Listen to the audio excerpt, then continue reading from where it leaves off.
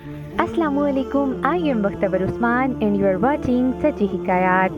सच्चा है मेरा मालिक, जिसके कब्ज़ा व कुदरत में मेरी जान है, वो पाक परवरदिगार जो अपने नेक बंदों को उनके नेक आमाल का बेहिसाब अजर देने वाला है। नेक मर्दों को जन्नत में 72 हूरें दी जाएंगी। तो सवाल पैदा होता है कि नेक औरतों को जन्नत में क्या मिलेगा, और अगर नेक औरत दुनिया में एक से ज़्यादा मर्दों के निकाह में रही तो आखिरत में उसका निकाह किसके साथ किया जाएगा। और अगर कोई औरत गैर शादीशुदा ही फौत हो गई या फिर उसका मर्द जन्नती नहीं है तो जन्नत में उसका किसके साथ निकाह किया जाएगा। आज हम इन तमाम सवालात के जवाबात जानेंगे। Before we move towards the topic, subscribe this channel for more informative videos। नेक औरत अगर शादीशुदा है तो जन्नत में अपने जन्नती शौहर के साथ रहेगी और शौहर को मिलने वाली हूरों की सरदार होगी।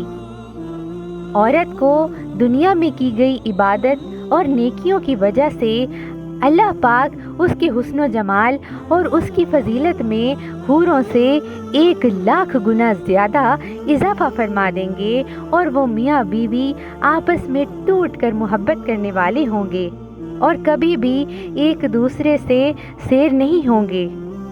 और अगर दुनिया में औरत के मुतादिद शोहर हों, यानी औरत ने अपने शोहर के इंतकाल या उसके तलाक देने के बाद दूसरी शादी कर ली हो, यानी उस औरत ने 2 या इससे ज़्यादा शादियां की हों, तो वो जन्नत में अपने किस शोहर के साथ रहेगी, इस बारे में मुख्तलिफ अक़वाल हैं।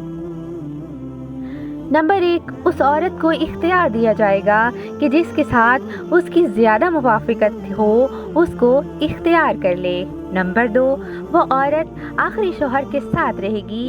हज़रत अबू दरदा रज़ियल्लाहु ताला अन्हो से मरवी है कि आप सल्लल्लाहु अलैहि वसल्लम ने फरमाया, औरत को उसका आखिरी शौहर मिलेगा।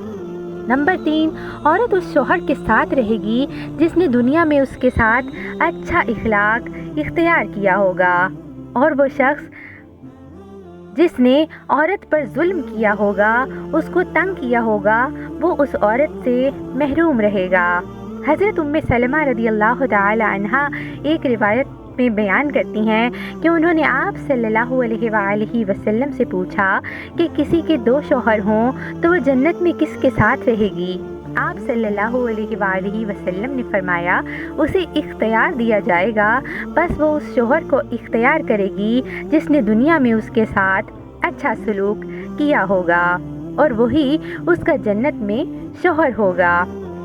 हज़रत सैयदुना इमाम अहमद बिन हजर मक्की शाफ़ई रहमतुल्लाह अलैह फरमाते हैं, जिस औरत ने एक के बाद दीगरे कई निकाह किए हों और हर शौहर ने उसको तलाक दे दी हो, मगर आखिरी खामन ने उसे तलाक ना दी हो और वो उसके निकाह में फौत हुई, तो इस सूरत में वो जन्नत में आखिरी खामन के निकाह में होगी, जैसा कि हज़रत सैयदुना अबू दरदा रज़ियल्लाहु ताला अन्हु की हदीस में है।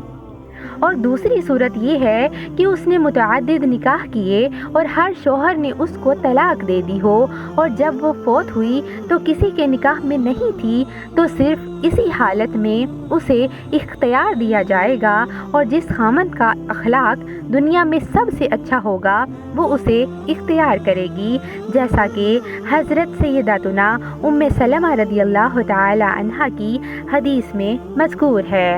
अगर कोई औरत कंवारी हो, यानी उसका शादी से पहले ही इंतकाल हो गया हो, या शादीशुदा हो लेकिन उसका शौहर जन्नती ना हो, तो जन्नत में जिस मर्द को भी वो पसंद करेगी उसके साथ उसका निकाह कर दिया जाएगा।